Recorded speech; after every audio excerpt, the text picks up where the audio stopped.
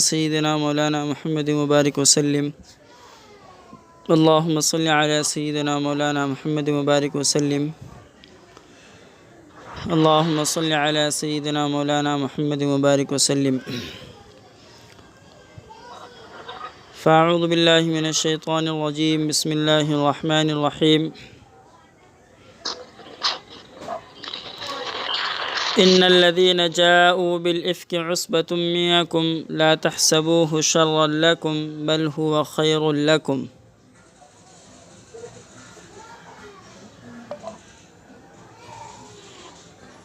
جن لوگوں نے تہمت لگائی ہے وہ تم ہی میں کا ایک ٹولہ ہے، یعنی ایک گروہ ہے، ایک گروپ ہے، تم اس کو اپنے حق میں برا نہ سمجھو، بل هو خیر لکم، بلکہ تمہارے حق میں یہ بہتر ہے، لکل امرئ منہم ما اکتسب من الاثم، ان میں سے جس شخص نے جتنا کیا اس کے لیے اتنا ہی گناہ ہے،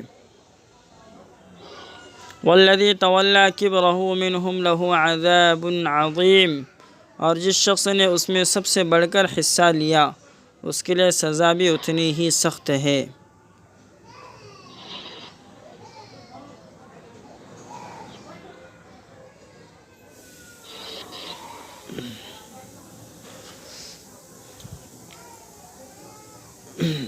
یہ تو کسی بھی مرد و عورت کو زنا کی حالت میں دیکھنا ایک پاک باز انسان کے لیے رنج اور دکھ کا ذریعہ ہے، لیکن اگر کوئی شوہر اپنی بیوی کو اس حالت میں دیکھے تو یقیناً اس کے جذبات غیر معمولی طور پر بھڑک جائیں گے، کیونکہ یہ براہ راست اس کی غیرت کے لیے چیلنج ہے۔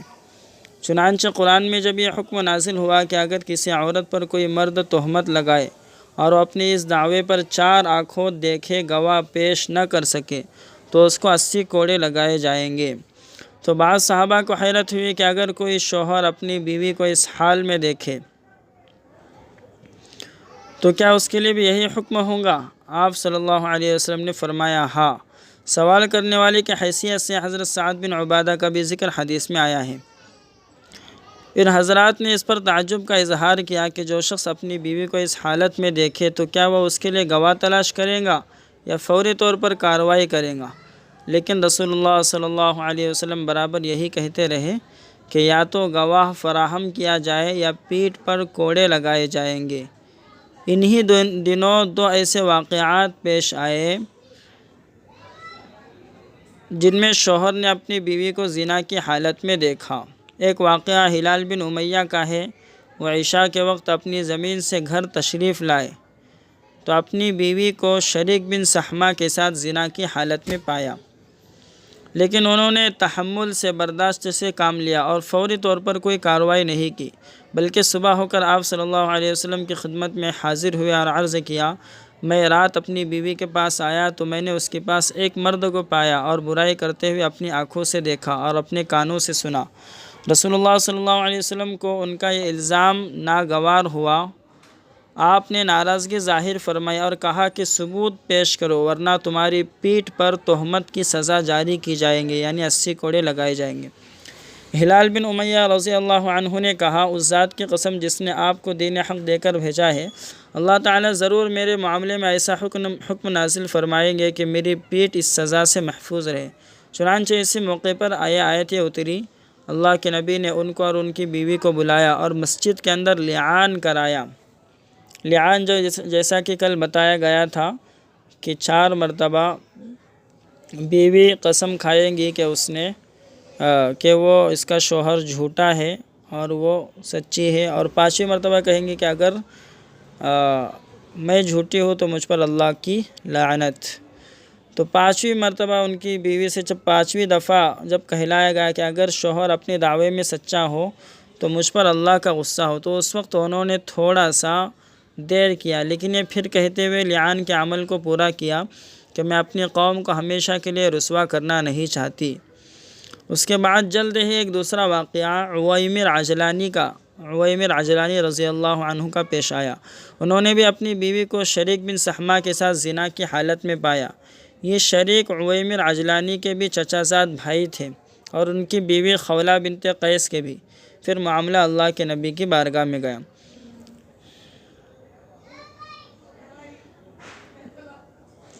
تو آیت میں جو حکم دیا گیا ہے اس کو لعان کہتے ہیں۔ لعان لعنت سے نکلا ہے، چونکہ اس میں جھوٹے پر اللہ کی لعنت بھیجی جاتی ہے، اس لیے اس کو لعان کہا جاتا ہے۔ لعان کے حکم کا خلاصہ یہ ہے کہ اگر شوہر بیوی پر زنا کی تہمت لگائے اور اس کے پاس 4 آنکھوں دیکھے گواہ نہ ہو اور بیوی کو جرم کا اقرار نہ ہو تو پہلے شوہر سے 4 مرتبہ قسم کھلائی جائیں گی کہ اس نے اپنی بیوی کے بارے میں جو کہا ہے وہ سچ ہے، اور 5ویں دفعہ کہلایا جائے گا اگر اس نے یہ بات جھوٹ کہی ہے تو اس پر اللہ کی لعنت۔ پھر اسی طرح عورت سے بیوی سے 4 دفعہ قسم کھلائی جائے گی کہ شوہر نے اس پر جو الزام لگایا ہے وہ اس میں جھوٹا ہے، اور 5ویں دفعہ کہلایا جائے گا اگر میرا شوہر اپنی دعوے میں سچا ہو تو مجھ پر اللہ کا غصہ۔ لعان کے بعد دونوں ایک دوسرے پر ہمیشہ کے لیے حرام ہو جائیں گے۔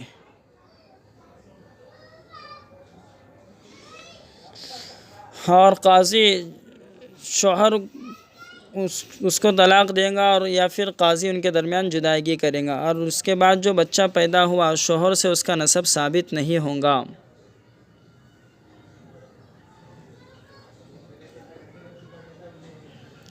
اگر ایسا ہوتا ہے اس کیس کے اندر کہ مرد اپنے دعوے پر قائم ہے لیکن قسم کھانے سے انکار کر رہا ہے، یا عورت اپنے انکار پر قائم ہے، یعنی کہ میں نے گناہ نہیں کیا اور قسم بھی نہ کھائے، تو قسم سے انکار کرنے والے کو قید کر دیا جائے گا، اور اس وقت تک اس کو قید میں رکھا جائے گا جب تک کہ وہ قسم کھانے کو تیار نہ ہو جائے۔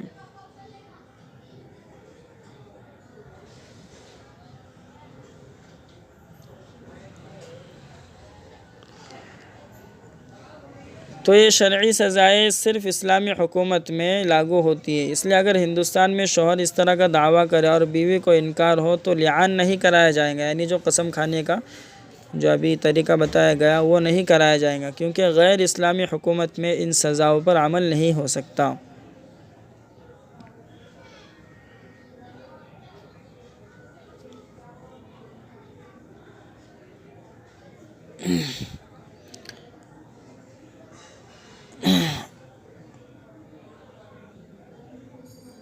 آگے فرمایا کہ بے شک جن لوگوں نے جھوٹ کو لایا ہے، جن لوگوں نے تہمت لگائی ہے، وہ تمہیں کا ایک ٹولہ ہے، ایک جماعت ہے۔ آگے فرمایا لولا اذ سمعتموه ظن المؤمنون والمؤمنات بانفسهم خيرا وقالوا هذا افک مبین۔ ایسا کیوں نہ ہوا کہ جب تم لوگوں نے یہ بات سنی تو مسلمان مرد اور مسلمان عورتیں اپنے لوگوں کے بارے میں اچھا گمان قائم کرتے اور کہہ دیتے کہ یہ کھلی ہوئی تہمت ہے۔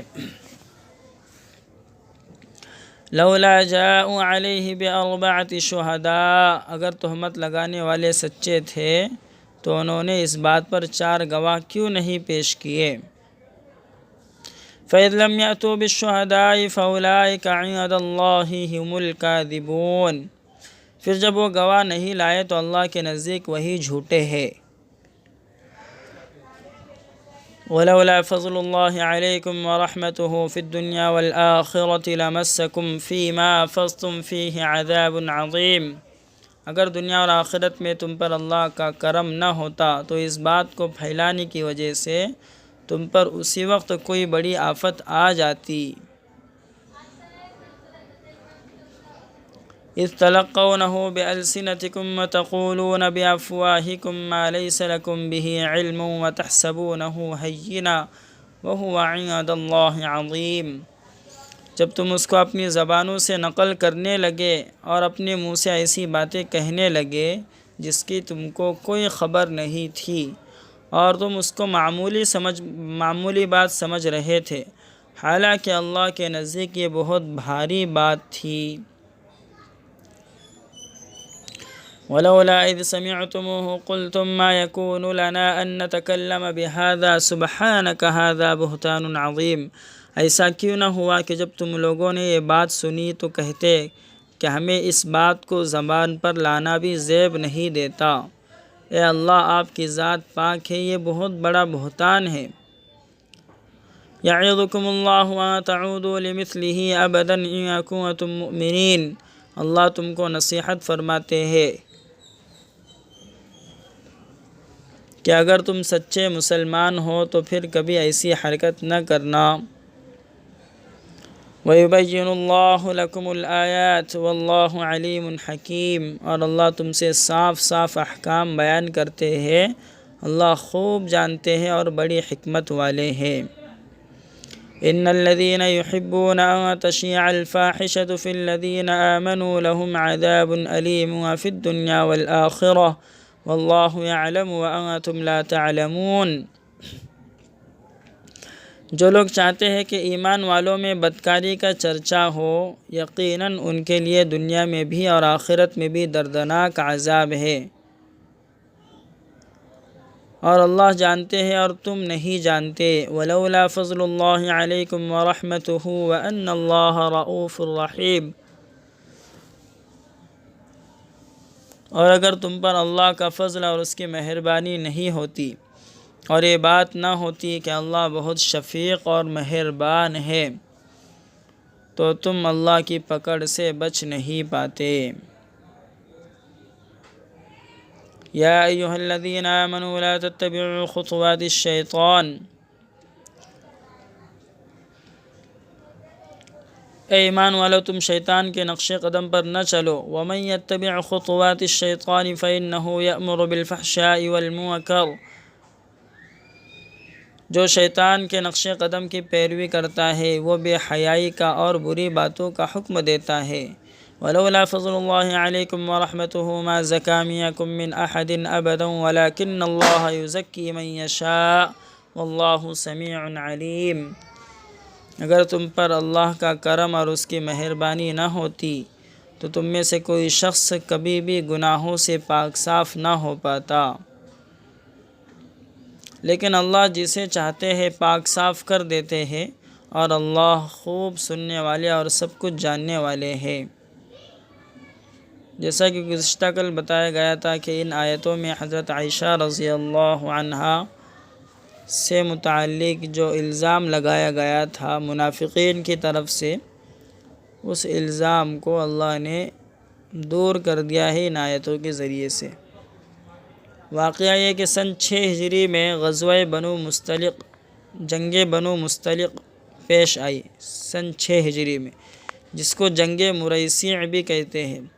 اس جنگ میں حضرت عائشہ رضی اللہ عنہا حضور صلی اللہ علیہ وسلم کے ساتھ میں تھی سفر میں۔ اس جنگ کے اندر مدینہ کے قریب قافلے نے، اللہ کے نبی کے قافلے نے مدینہ کے قریب ایک جگہ پڑاؤ کیا، وہاں پر ٹھہرے رہے۔ جب قافلے کے نکلنے کا اعلان ہوا تو حضرت عائشہ رضی اللہ عنہا قضاء حاجت کے لیے، اپنی ضرورت پوری کرنے کے لیے جنگل کی طرف بڑھ گئی۔ جب واپس آنے لگی اور اپنے سینے پر ہاتھ ڈالا تو دیکھا کہ ان کا ہار ٹوٹ کر گر گیا ہے۔ چنانچہ پھر اس کی تلاش کے لیے واپس گئی۔ اب ہار تو مل گیا، لیکن واپس ہونے تک قافلہ روانہ ہو چکا تھا، قافلہ نکل چکا تھا۔ ایک تو رات کا وقت، پھر اس وقت حضرت عائشہ رضی اللہ عنہا کم عمر اور دبلی پتلی تھی۔ لوگوں نے سمجھا کہ آپ اپنے ہودج میں تشریف فرما ہے۔ اونٹ کے اوپر کمرے کی طرح ایک ہودج بنایا جاتا ہے جس میں بیٹھ کر سواری کی جاتی تھی۔ اللہ کے نبی نے حضرت عائشہ کو اسی طرح ہودج کے اندر، جو ایک چھوٹے سے کمرے کی طرح ہوتا ہے، اس کے اندر بٹھایا، لیکن حضرت عائشہ رضی اللہ عنہ دبلی پتلی تھی۔ جب واپس نہیں آئی اور ہودج کو اٹھایا تو معلوم نہیں ہوا کہ حضرت عائشہ رضی اللہ عنہ اس میں ہے یا نہیں، تو اسی طرح قافلہ نکل کر چلا گیا۔ صحابہ نے ہودج یعنی کجاوا اٹھا کر اونٹنی کی پیٹھ پر رکھ دیا، اور انہیں اندازہ نہیں ہو سکا کہ حضرت عائشہ رضی اللہ عنہ اس میں موجود نہیں ہے۔ بہرحال قافلہ آگے بڑھ گیا۔ حضرت عائشہ رضی اللہ عنہ جب واپس آئی تو چادر اوڑھ کر اس امید پر لیٹ گئی کہ جب حضور صلی اللہ علیہ وسلم مجھ کو کجاوے میں نہیں پائیں گے تو میرے تلاش میں لوگ یہاں تک پہنچیں گے۔ اللہ کے نبی کا معمول اور عمل یہ تھا کہ قافلے کے پیچھے ایک شخص کی ڈیوٹی ہوتی تھی کہ وہ پیچھے پیچھے آئے تاکہ فوج کی جو گری پڑی چیز ہو اسے اٹھا لے۔ اس موقع پر یہ ذمہ داری حضرت صفوان بن معطل رضی اللہ عنہ سے متعلق تھی۔ صفوان بن معطل، وہ چونکہ حضرت عائشہ رضی اللہ عنہا کو پردے کا حکم نازل ہونے سے پہلے دیکھ چکے تھے، اس لیے پہچان گئے اور زور سے انا للہ و انا الیہ راجعون پڑھا۔ حضرت صفوان بہت بہادر، حضور کے جانثار اور بڑے دیندار صحابہ میں تھے۔ وہ اونٹنی سے اترے اور وہاں سے ہٹ گئے تاکہ ام المؤمنین حضرت عائشہ کو سوار ہونے میں کوئی پریشانی نہ ہو۔ چنانچہ حضرت عائشہ رضی اللہ عنہ اونٹنی پر سوار ہو گئی اور حضرت صفوان اونٹنی کی نکیل پکڑے پیدل چلنے لگے، یہاں تک کہ دوپہر کے قریب قافلے سے آ کر مل گئے۔ دوپہر کے وقت میں قافلے سے قریب آ کر مل گئے۔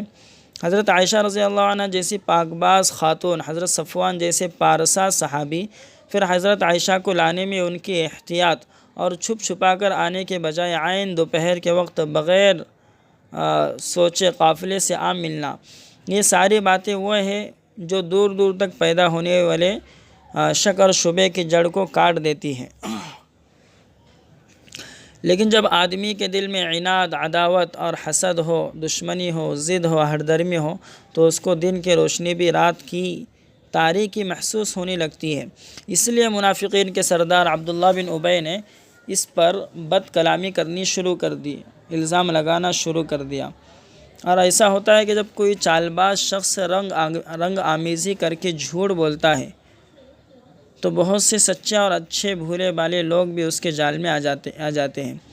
چنانچہ 3 مخلص مسلمان، حضرت حسان بن ثابت، حضرت مصطح بن اثاثہ اور حضرت حمنہ بنت جحش رضی اللہ عنہم، انہوں نے بھی اس بیہودہ الزام کا یقین کر لیا جو حضرت عائشہ پر عبداللہ بن ابی کی طرف سے لگایا گیا تھا۔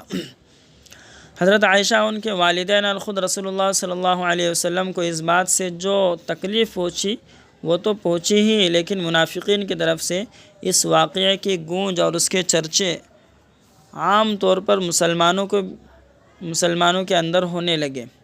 آخر تقریباً 1 مہینے کے بعد قرآن مجید کی آیتیں اتری جن میں حضرت عائشہ رضی اللہ عنہ کی برات اور پاک دامنی کو قیامت تک کے لیے ایک آسمانی ریکارڈ کے طور پر محفوظ کر دیا، اور جن لوگوں نے تہمت لگائی تھی ان پر تہمت کی سزا جاری کی گئی۔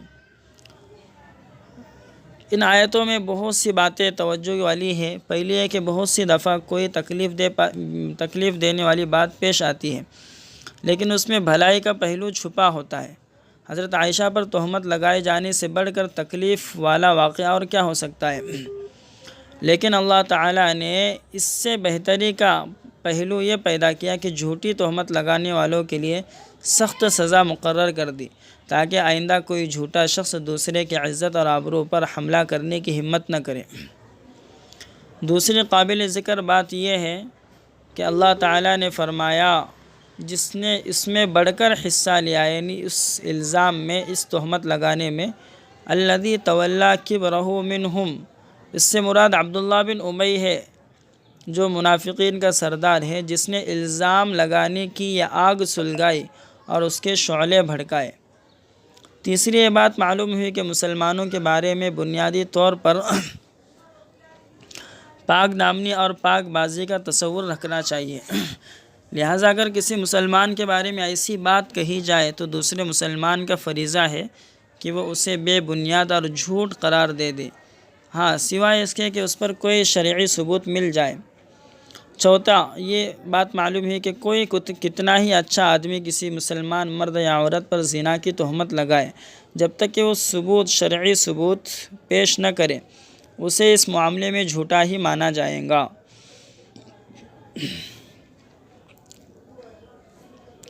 اسی طرح کسی سے متعلق اگر ایسے الزام کے صحیح ہونے کا دل میں خیال بھی پیدا ہو تو اسے زبان پر نہیں لانا چاہیے۔ چھٹا ہے کہ جو لوگ اسلام کے دشمن اور شیطان کے پیچھے چلنے والے ہیں، ان کا ایک بنیادی اور مشترک مزاج یہ ہے کہ وہ چاہتے ہیں کہ مسلم سماج میں بے حیائی پھیلے، اور اس کا ایک طریقہ یہ بھی ہے کہ معاشرے میں برائی کا خوب چرچا کیا جائے کہ اس سے بھی برائی پھیلتی ہے۔ تو ان آیتوں کے اندر اللہ تعالیٰ نے حضرت عائشہ رضی اللہ عنہ کی برات اور ان کی پاک دامنی کو بیان کیا، اور بہت سی باتیں اس کے ذریعے سے ایمان والوں کو سکھا دی اور سمجھا دی۔ آگے فرمایا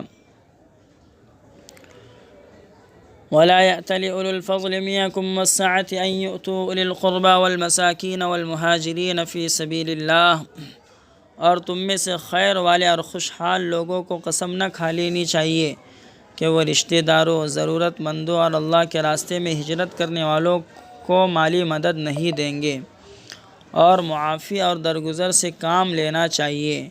کیا تم نہیں چاہتے کہ اللہ تم کو معاف کر دے؟ وَلْيَعْفُوا وَلْيَصْفَحُوا، اور معافی اور درگزر سے کام لینا چاہیے۔ أَلَا تُحِبُّونَ أَن يَغْفِرَ اللَّهُ لَكُمْ، اور کیا تم نہیں چاہتے کہ اللہ تم کو معاف کر دے؟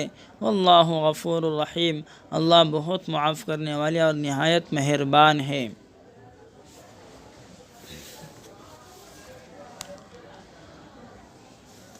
اس الزام لگانے میں جو بھولے بھالے مسلمان شامل ہو گئے، جیسا کہ ذکر ہوا، ان میں ایک حضرت مصطح بن اثاثہ رضی اللہ عنہ بھی ہے۔ یہ حضرت ابوبکر کے ماموزاد بہن کے لڑکے تھے اور معاشی اعتبار سے بڑے تنگ دست تھے۔ حضرت ابوبکر رضی اللہ عنہ ان کے فقیری اور محتاجی کی وجہ سے ان کی خصوصی مدد کیا کرتے تھے۔ جب حضرت عائشہ کے واقعے میں وہ شریک ہو گئے الزام لگانے میں، تو فطری طور پر حضرت ابوبکر کو سخت غصہ آیا، اور انہوں نے قسم کھا لی کہ وہ آئندہ مصطح کی مدد نہیں کریں گے، جو ان کے ماموزاد بہن کے لڑکے تھے، ان کی مدد نہیں کریں گے۔ اسی موقع پر یہ آیتیں اتری کہ اللہ نے جن کو گنجائش دی ہے ان کو ایسی قسم نہیں کھانی چاہیے، اور پھر کیا ہی خوبصورت انداز پر فرمایا گیا کہ تم انہیں معاف کر دو۔ کیا تمہیں پسند نہیں ہے کہ اللہ تم کو معاف کر دے؟ حضرت ابوبکر نے فرمایا، میں چاہتا ہوں کہ اللہ مجھے معاف فرما دے۔ اسی طرح حضرت ابوبکر نے حضرت مصطح کی دوبارہ مدد کرنے لگے اور فرمایا کہ میں کبھی اس مدد کو نہیں روکوں گا۔ اس سے معلوم ہوا کہ کسی مسلمان سے سخت گناہ بھی ہو جائے تو اس کی پچھلی نیکیاں ختم نہیں ہو جاتی، کیونکہ حضرت مصطح کی ہجرت جیسی نیکی کا ذکر اس آیت میں موجود ہے۔ یہ بھی معلوم ہوا کہ ایک مسلمان کی شان میں دوسرے مسلمان بھائی سے کتنی بھی بڑی سے بڑی غلطی ہو جائے، معافی کا راستہ اختیار کرنے کی کوشش کرنی چاہیے۔ اس بات کی طرف بھی اشارہ فرمایا گیا کہ انسان اللہ کے بندے کے ساتھ جو سلوک رکھتا ہے، اللہ تعالیٰ وہی سلوک اس کے ساتھ کرتے ہیں، کیونکہ اللہ کی رحمت انسان کے رحم کے جذبے سے کہیں بڑھ کر ہے۔ حضرت ابوبکر کے عمل میں اس بات کا بھی اشارہ ہے کہ اگر کسی اچھے کام کے نہ کرنے کی قسم کھا لی جائے تو قسم کو جاری رکھنا ضروری نہیں، یعنی قسم پر عمل کرنا ضروری نہیں، بلکہ اس قسم کو توڑ دینا چاہیے اور اس نیکی کو انجام دینا چاہیے، لیکن اس صورت میں قسم کا کفارہ واجب ہوگا۔ علماء نے لکھا ہے کہ اللہ تعالیٰ نے اس آیت میں ایسے گنہگاروں کے ساتھ لطف و کرم کا معاملہ فرمایا ہے، اور دوسرے مسلمانوں کو بھی ان کے حق میں معافی اور درگزر کرنے کا حکم دیا ہے، جو نبی کی بیوی پر تہمت لگانے میں شامل ہو گئے تھے۔ اس لیے یہ آیت گنہگار اور سخت مجرمین لوگوں کے لیے امید کی روشنی ہے کہ وہ بھی اس رحیم اور کریم کی بارگاہ میں لطف و کرم سے محروم نہیں رہیں گے۔ آگے فرمایا، ان الذين يرمون المحصنات الغافلات المؤمنات لعنوا في الدنيا والآخرة ولهم عذاب عظيم، جو لوگ پاک دامن بھولی بھالی مسلمان عورتوں پر تہمت لگاتے ہیں، یقیناً ان پر دنیا اور آخرت میں لعنت ہے اور ان کے لیے سخت عذاب ہے۔ دنیا میں لعنت کا مطلب یہ ہے کہ وہ گواہی کے لیے معتبر باقی نہیں رہیں گے، یعنی ان کی گواہی کسی بھی معاملے میں قبول نہیں کی جائیں گی، اس لیے کہ وہ تہمت لگانے کی گناہ میں مبتلا ہو گئے، اور اس طرح مسلمانوں کے درمیان تعریف کے اور مسلمانوں کے درمیان میں ان کی عزت بھی باقی نہیں رہیں گی۔ اس طریقے سے اللہ کی دنیا میں بھی ان پر لعنت ہو جائیں گی اور آخرت میں بھی۔ آگے فرمایا، یوم تشہد علیہم السنتہم وایدیہم وارجلہم بما کانوا یعملون، جس دن ان کے خلاف ان کی زبانیں، ان کے ہاتھ اور ان کے پاؤں ان کے کرتوتوں کی گواہی دیں گے۔ اس دن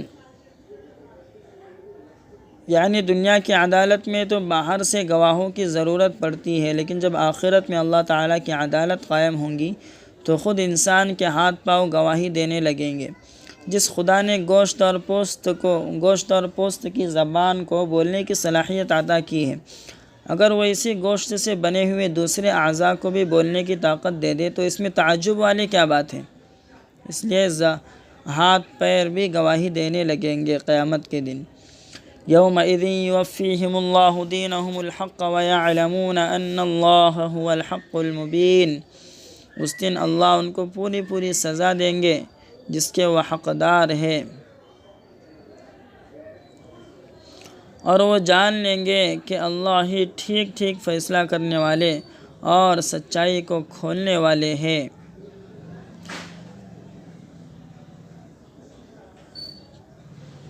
یعنی دنیا کے اندر اللہ تعالیٰ کے انعام بھی ادھورا ہوتا ہے اور سزا بھی ادھوری ہوتی ہے۔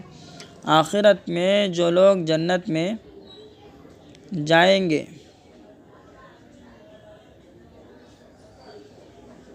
ان کو انعام بھی پورا ملے گا، نہ نعمت ختم ہوں گی، نہ نعمت سے فائدہ اٹھانے والے ختم ہوں گے۔ اسی طرح جو لوگ جہنم میں داخل کیے جائیں گے ان کی تکلیفیں بھی بے پناہ رہیں گی اور ان کو موت بھی نہیں آئیں گی کہ وہ ان تکلیفوں سے نجات پا سکے۔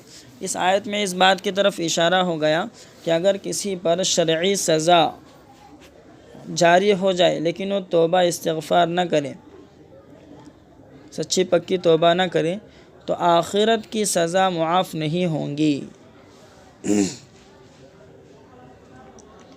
آگے فرمایا الخبیثات للخبیثین والخبیثون للخبیثات والطیبات للطیبین والطیبون للطیبات اولئک مبرؤون مما یقولون لہم مغفرۃ ورزق کریم۔ گندی عورتیں ہی گندے مردوں کے لائق ہے اور گندے مرد ہی گندی عورتوں کے قابل ہے، اور پاک دامن مردوں کے شایہ نشان پاک دامن عورتیں اور پاک دامن عورتوں کے شایہ نشان پاک دامن مرد ہے۔ یہ تہمت لگانے والے جو کچھ کہتے پھرتے ہیں وہ لوگ اس سے پاک ہے، ان کے لیے بخشش اور عزت والی روزی ہے۔ یعنی پیغمبر کی ذات سب سے زیادہ پاک باز ہوتی ہے، اس لیے اللہ کی طرف سے ان کے لیے ایسی ہی بیوی کا انتخاب اور سلیکشن کیا جاتا ہے جو انتہائی پاک دامن ہو۔ بس یہ بات کیسے سوچی جا سکتی ہے کہ آپ کے لیے، اللہ کے نبی کے لیے اللہ تعالی نے ایسی بیوی کا انتخاب فرمایا ہو جو پاک دامن نہ ہو؟ یہ بات سوچنا بھی بہت ایمان کی کمزوری کی علامت ہے۔ تو اس آیت میں انسان کے مذاق اور مزاج کو بھی واضح کر دیا گیا کہ جو لوگ خود بد کردار ہوتے ہیں وہی جانتے بوجھتے اپنے لیے بد کردار جوڑے کا انتخاب کر سکتے ہیں۔ اس کا یہ مطلب نہیں ہے کہ پاک دامن مرد کا نکاح اگر ایسی عورت سے ہو جائے جو پاک دامن نہ ہو، یا پاک دامن عورت کا نکاح ایسے مرد سے ہو جائے جس کو پاک دامنی کا خیال نہ ہو تو نکاح ہی نہیں ہوگا، بلکہ یہ اخلاقی تعلیم ہے کہ رشتے کے سلیکشن میں جو چیز سب سے زیادہ دیکھنے کے لائق ہے وہ انسان کی پاک بازی اور پاک دامنی ہے، انسان کے اخلاق اور اس کی سیرت اور کردار ہے۔ آگے فرمایا یا ایھا الذین آمنوا لا تدخلوا بیوتا غیر بیوتکم حتی تستأنسوا وتسلموا علی اہلها ذالکم خیر لکم ان کنتم تعلمون ذالکم خیر لکم لعلکم تذکرون۔ اے ایمان والو، اپنے گھروں کے سوا دوسرے گھروں میں اس وقت تک داخل نہ ہو جب تک اجازت نہ لے لو، اور گھر والوں کو سلام نہ کر لو، یہ تمہارے حق میں بہتر ہے، امید کہ تم خیال رکھو گے۔ فَإِن لَّمْ تَجِدُوا فِيهَا أَحَدًا فَلَا تَدْخُلُوهَا حَتَّى يُؤْذَنَ لَكُمْ وَإِن قِيلَ لَكُمْ ارْجِعُوا فَارْجِعُوا هُوَ أَزْكَىٰ لَكُمْ وَاللَّهُ بِمَا تَعْمَلُونَ عَلِيمٌ۔ اگر تم گھر میں کسی کو نہ پاؤ تو تب بھی اس میں داخل نہ ہو جب تک کہ تم کو اجازت نہ مل جائے، اور اگر تم سے کہا جائے کہ واپس ہو جاؤ تو لوٹ جایا کرو، یہی تمہارے لیے پاکیزہ طریقہ ہے، اور تم جو کچھ کرتے ہو اللہ اس سے اچھی طرح واقف ہے۔ ليس عليكم جناح أن تدخلوا بيوتا غير مسكونة فيها متاع لكم والله يعلم ما تبدون وما تكتمون۔ ہاں تم پر کوئی حرج نہیں کہ ایسے گھروں میں داخل ہو جس میں کوئی رہتا نہ ہو اور اس میں تمہاری کوئی چیز ہو، اللہ کو وہ بھی معلوم ہے جس کو تم ظاہر کرتے ہو اور وہ بھی معلوم ہے جس کو تم چھپاتے ہو۔ ان آیتوں میں 5 حکم دیے گئے ہیں۔ پہلی بات یہ ہے کہ جب کسی دوسرے کے گھر میں داخل ہو تو ضروری ہے کہ پہلے اس سے اجازت حاصل کی جائے۔ اگر آدمی اپنے ہی گھر میں داخل ہو رہا ہو جس میں اس کی بیوی رہتی ہو تو اس میں اجازت لینا واجب نہیں، لیکن اس صورت میں بھی بہتر یہی ہے کہ بیوی کو خاص کر یا کسی اور طریقے سے مطلع کرے، آگاہ کرے، تاکہ وہ اپنے آپ کو ایسی حالت میں رکھے جو اس کے شوہر کو پسند ہو۔ پھر اجازت لینے کا طریقہ یہ ہے کہ کسی کے گھر میں جھانکے نہیں۔ آپ نے فرمایا جو کسی کے گھر میں ان کی اجازت کے بغیر جھانکے تو اس کے لیے یہ بات جائز ہے کہ وہ جھانکنے والی کی آنکھ پھوڑ دے۔ اس لیے اگر دروازہ کھلا ہو تو دروازے کی ایک جانب اس طرح کھڑا ہونا چاہیے کہ اندر کے لوگ نظر نہیں آئے۔ ہاں اگر دروازہ بند ہو تو سامنے کھڑے ہونے میں بھی کوئی حرج نہیں۔ چنانچہ اللہ کے رسول صلی اللہ علیہ وسلم جب کسی کے گھر جاتے تو دروازے کے سامنے کھڑے نہیں ہوتے تھے، دائیں طرف یا بائیں طرف کھڑے ہوتے تھے۔ اذا اتی باب قوم لم يستقبل الباب۔ اجازت لینے کا یہ حکم مردوں کے لیے بھی ہے اور عورتوں کے لیے بھی، بڑوں کے لیے بھی ہے اور بچوں کے لیے بھی۔ اجازت لینے میں اپنا نام بھی بتانا چاہیے، ایسا نہ ہو کہ پوچھا جائے کون صاحب ہے تو کہہ دیا جائے کہ میں ہوں، یا ایسا نہیں ہونا چاہیے، بلکہ اس طرح اپنا نام لیا جائے کہ گھر والے آنے والے کو پہچان سکے۔ حضرت جابر بن عبداللہ رضی اللہ عنہ سے روایت ہے کہ میں نے رسول اللہ صلی اللہ علیہ وسلم سے ان کے گھر حاضری کی اجازت چاہی۔ آپ نے پوچھا کون؟ میں نے عرض کیا، میں نے کہا کہ میں۔ جابر بن عبداللہ کہنے لگے میں ہوں، تو اللہ کے نبی اس پر سخت ناراض ہوئے۔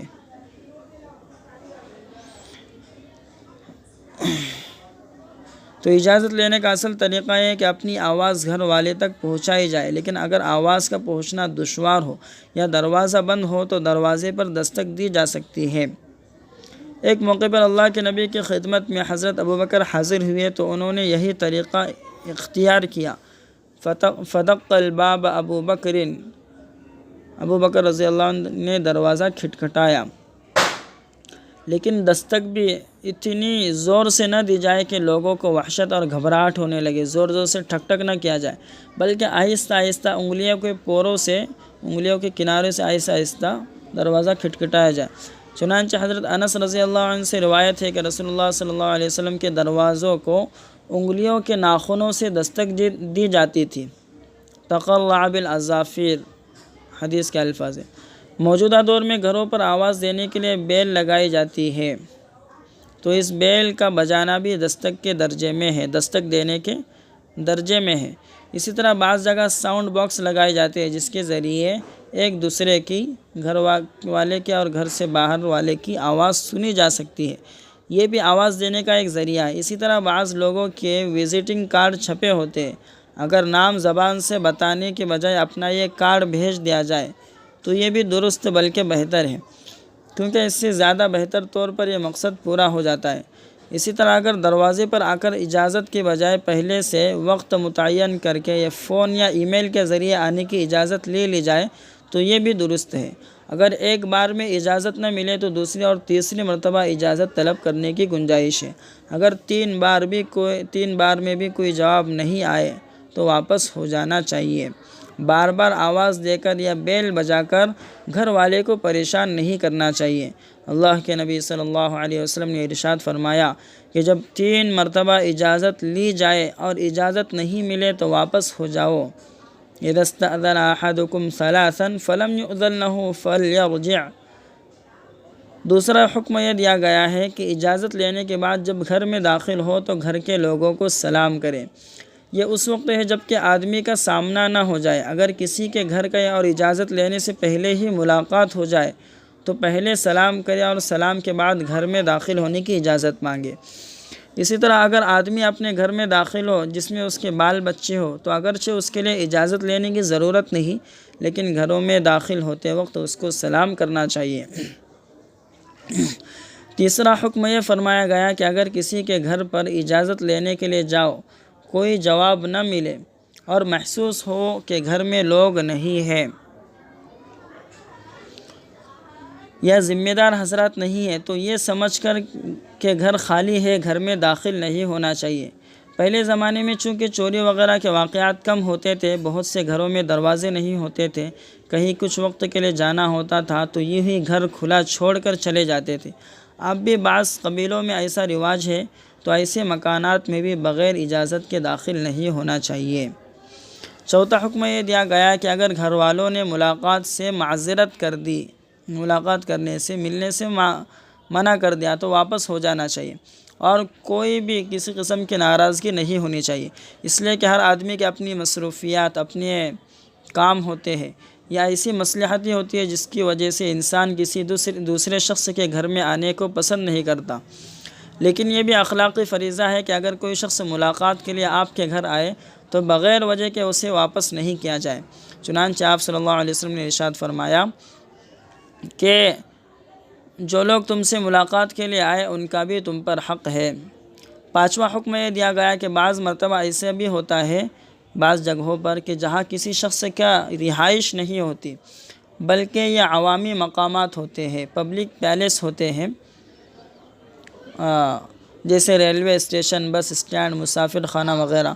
وہاں عوامی ضرورت کی چیزیں بھی ہوتی ہیں جیسے بیٹھنے کے لیے بینچ، پینے کے لیے پانی، بیت الخلاء وغیرہ۔ ان جگہوں میں داخل ہونے کے لیے کسی خاص شخص کی اجازت ضروری نہیں، لیکن اگر اس کے لیے کوئی ضابطہ بنا ہوا ہو، کوئی قاعدہ، تو اس کی رعایت ضروری ہے۔ ریلوے اسٹیشن پر داخل ہونے کے لیے پلیٹ فارم ٹکٹ یا لائبریری میں جانے کے لیے خصوصی اجازت نامہ یا تحفظ والی جگہوں میں جانے کے لیے خصوصی پاس وغیرہ حاصل کر کے ہی اندر داخل ہونا چاہیے۔ مفتی محمد شفیع صاحب رحمۃ اللہ علیہ نے اسی آیت کے اسی آیت کے تفسیر کرتے ہوئے یہ بات لکھی ہے کہ اگر ٹیلی فون پر، موبائل پر لمبی بات کرنی ہو تو پہلے اس کی اجازت لے لینی چاہیے اور سہولت کا وقت پوچھ لینا چاہیے۔ ایسے وقت میں فون نہیں کرنا چاہیے جو عام طور پر مشغولیت کا اور آرام کا ہوتا ہے۔ اسی طرح اگر کسی کو فون کیا جائے، 3 بار فون کی گھنٹی بجے اور فون نہ اٹھے تو بار بار فون لگانے سے بچنا چاہیے، کیونکہ اس سے دوسروں کو تکلیف پہنچتی ہے۔ لیکن یہ تمام احکام عام حالات کے لیے ہے۔ ایمرجنسی کال اور ایمرجنسی حالات کا حکم اس سے الگ ہے، جیسے کہیں آگ لگ جائے، گھر گر جائے، کوئی خطرہ آ جائے، کسی قریبی شخص کی موت یا غیر معمولی بیماری کی اطلاع دینی ہو، تو ایسی صورت میں بعض دفعہ بغیر اجازت گھر میں داخل ہونے اور بعض مرتبہ بار بار دستک دینے اور فون کرنے کی بھی اجازت ہوگی۔ تو ابھی جو آیتیں پڑھی گئی ان آیتوں کا خلاصہ یہی ہے۔ آیت نمبر 29 پر آج کی ہماری تفسیر کی کلاس مکمل ہوتی ہے۔ السلام علیکم ورحمۃ اللہ وبرکاتہ۔